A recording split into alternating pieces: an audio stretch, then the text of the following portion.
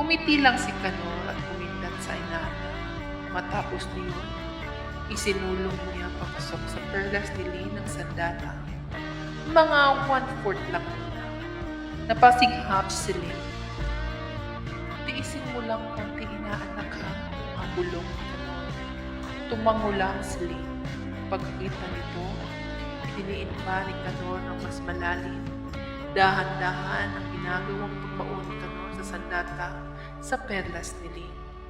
Nang maibaon na ng buo, hinugot din ni Kanor ng dahan-dahan hanggang mga lahati. Pagkatapos, ibinaon muli ng buo.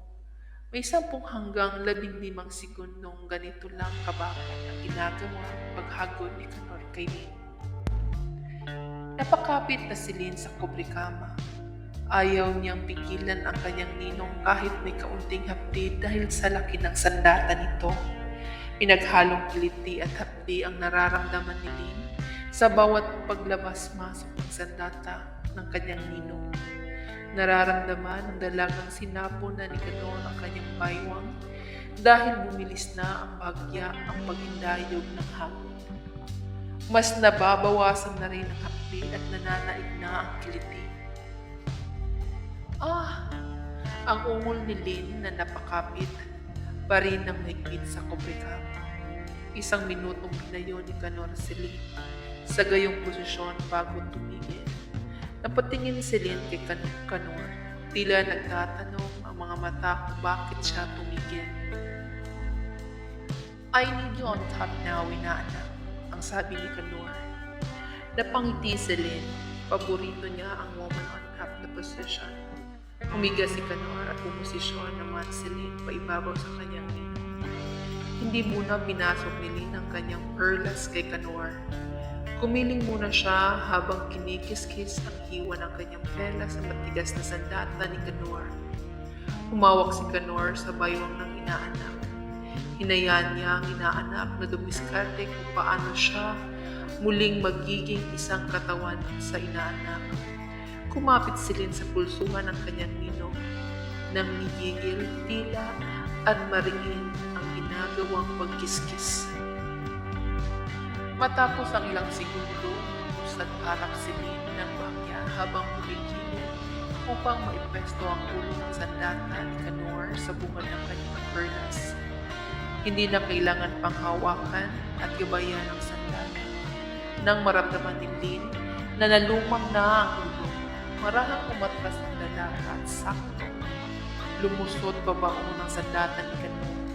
Napakakatlabi ang ninong ni Lin. You did not expect that, Ninong?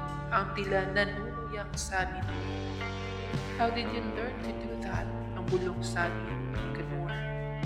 Hindi ko inaral, Ninong, sagot ni Lin. Parang natural lang sa akin. Ngumiti lang si Kanor.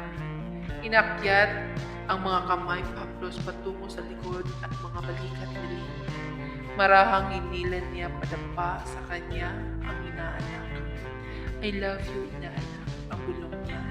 I love you too, Ninong, ang sagot ni Lin bago sila muling naghalikan. Kalinsabay ng paghalik, itinulak ni Kanor kay taas ang galit na sandata. Muling gumapang ang kiliti sa katawan ng lalaki.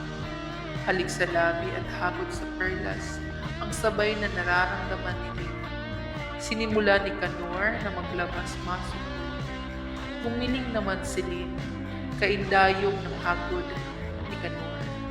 Muling bumangon si Lin at tumuon sa dibdib ng kanyang ninong. Hinawakan muli ni Kanor si Lin sa magkabilang gilid ng baywang nito. Ninanamnam ni Lin ang bawat baon hugot ng kanyang ninong.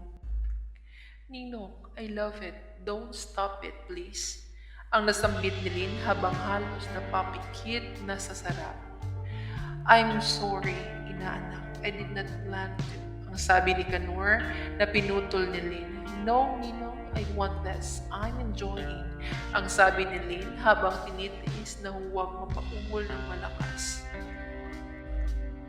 Lalong nagigting ang init sa katawan ni Kanor.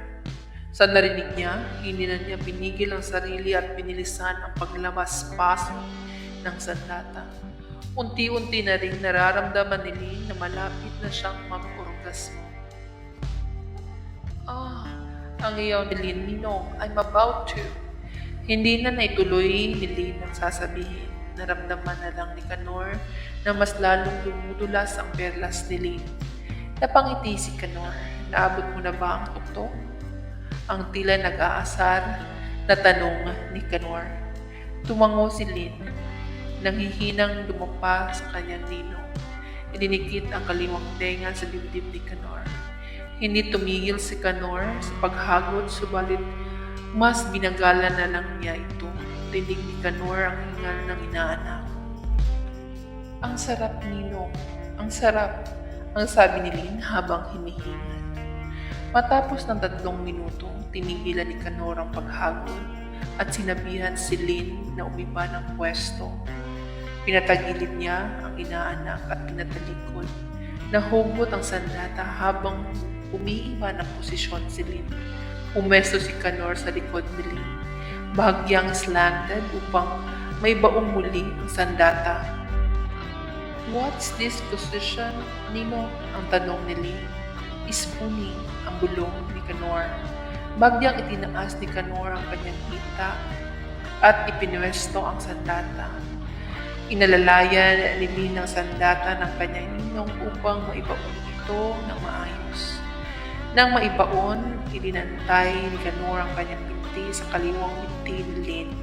Hinawakan ni Canor ang kanyang panig ng baywang at gamit ang kanang kamay, habang ang kaliwang kamay naman ay nasa ilalim ng ulo. Nang maiayos ang mga sarili, sinimulan ulit ni Canor na umulos. Napasinghap ng bagya si Lynn. May natatamaan si Canor na mas nagpapaigting sa kiliti. Marahan sa simula ang hagod, ngunit unti-unti ay binilisan niya ito. Kinapitan niya si Lynn ng mas mahigpit ng gigigil.